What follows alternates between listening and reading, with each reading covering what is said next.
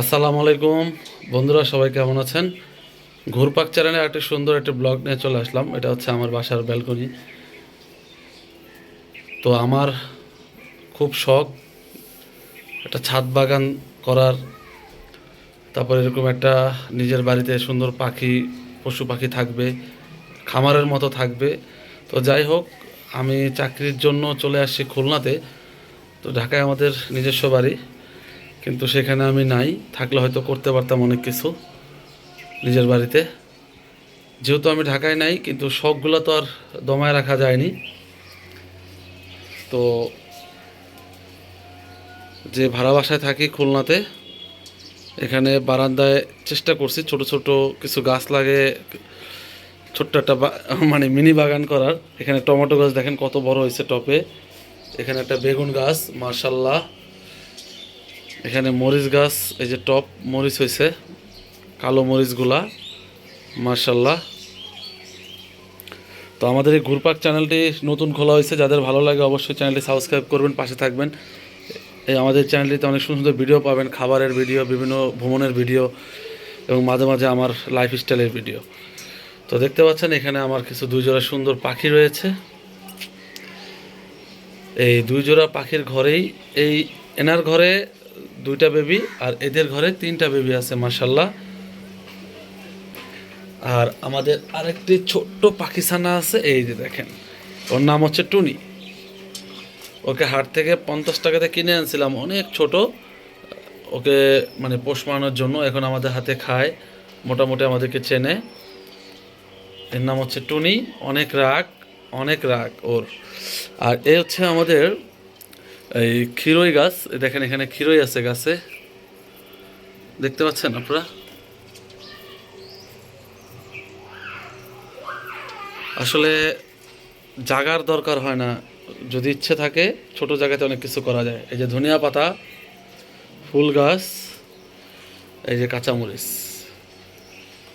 আর অফিসেও আমার ছোট্ট একটা বাগান আছে, যদি সম্ভব হয় অফিসের, আসলে ভিডিও দেয়া যায় না, তারপর চেষ্টা করব। সেখানে আমার ছোট্ট বাগান আছে, মাশাল্লাহ, অনেক সবজি হয় সেখানে। কারণ সবজি, পশু পাখি, এই বাগান এগুলোর প্রতি সবসময় আমার শখ বেশি। ছোট থেকেই আমি পশু পাখি লালন পালন করে আসছি, এবং বাগানের প্রতি। এখানে লুটিনো পাখি দেখতে পাচ্ছেন, মাশাল্লাহ কত সুন্দর। ওদের বেবিগুলো, চোখগুলো অনেক লাল হয়েছে, কি সুন্দর করে খাচ্ছে।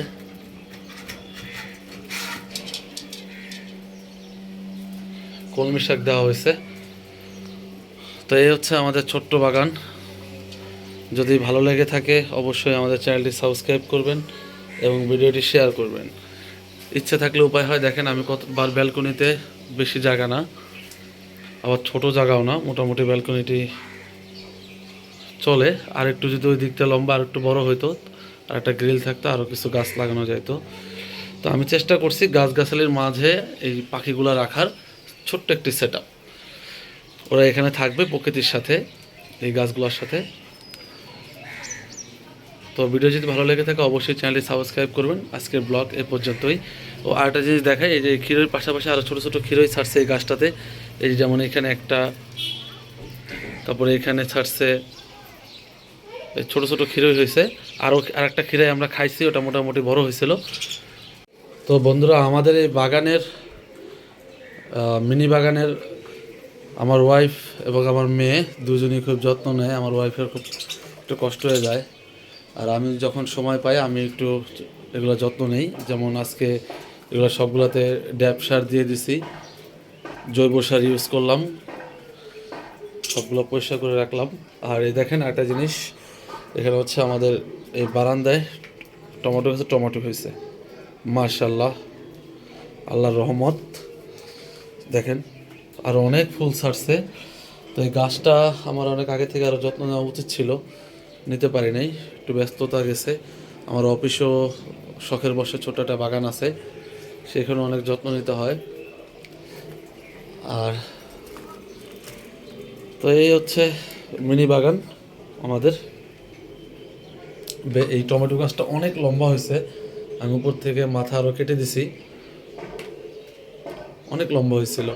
প্রায় এই পর্যন্ত আপনারা দেখতে পাচ্ছেন, প্রায় এখান থেকে এই পর্যন্ত উঠে গেছিল, পরে কেটে দিছি। তো সকালবেলা আমাদের এখানে আর অনেক অতিথি পাখি আসে, আমাদের দেশীয় পাখি আসে, চড়ুই পাখি আসে। এখন ব্যালকনিতে পাখি থাকার ফলে আরও বেশি আসবে। তো যেদিন আসবে সকালবেলা আপনাদেরকে আরও একটা সুন্দর সকাল দেখাবো, ভিডিও করব। তো কলমি শাক দিছি একবার, যেহেতু ওদের বাচ্চা আছে, একটু বেশি খাবার দাবার প্রয়োজন হচ্ছে আমাদের এই পাখির। এখন এই ধনিয়া পাতা দিব, কলমি শাক খাইছে মাশাল্লাহ, শেষ করে ফেলছে। তো একটু ধনিয়া পাতা দিই, দেখি খায় কিনা। তার আগে একটু টুনির সামনে ধরি। তো টুনি, টুনি, টুনি, হ্যালো, হ্যালো, এই যে নেন নেন নেন, খান খান খান খান। ও ভয় পাচ্ছে এটাতে, যেহেতু অভ্যস্ত না। ও আবার ভাবতেছে কোন জঙ্গলের গাছ আবার আমার উপরে পড়লো রে। এই নাও, এই নাও, টুনি টুনি, এটা ধনিয়া পাতা, খাও খাও। যাই হোক, আচ্ছা না, এখন আমি এই পাখিকে দিব, দেখি ওরা খায় কিনা। ঝুলিয়ে দিই এখান থেকে, উপর থেকে। আমি আশা করি ওরা খাবে ইনশাল্লাহ। এই ধনিয়া পাতা কিন্তু আমার অফিসের বাগানের, আপনারা আবার কেনা মনে করেন না। আল্লাহর রহমতে আমার অফিসে আমার হাতে অনেক সবজি হয়েছে এবছর। আসলে যত্ন করলে, কষ্ট করলে সব কিছুতেই সাফল্য আসে।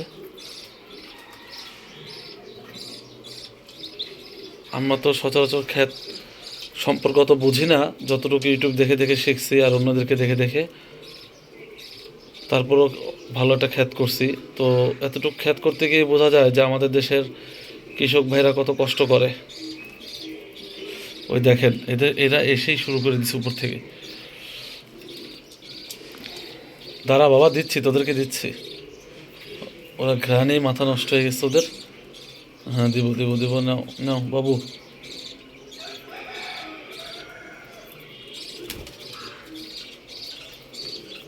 ওরা প্রচুর ধনিয়া পাতা এবং কলমি শাক পছন্দ করে।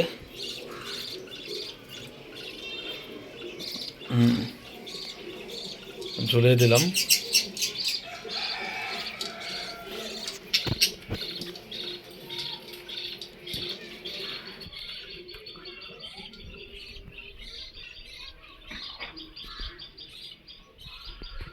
একদম টাটকা, আমি একটু আগে উঠে নিয়ে আসছি অফিস থেকে, টাটকা ধনিয়া পাতা খাওয়াচ্ছি।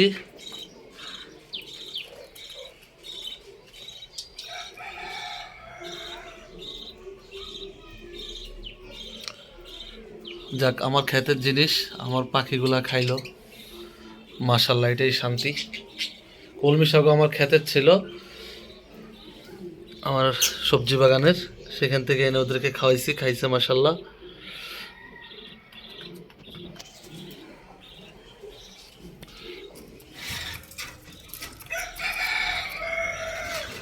ওরা যেহেতু ভয় পাচ্ছে, আর ভিডিও বেশি বড় করব না। তো আমার ভিডিও ভালো লাগলে অবশ্যই আমার চ্যানেলটি সাবস্ক্রাইব করবেন আর ভিডিওটি শেয়ার করবেন। সবাই ভালো থাকবেন। আল্লাহ হাফেজ, আসসালামু আলাইকুম।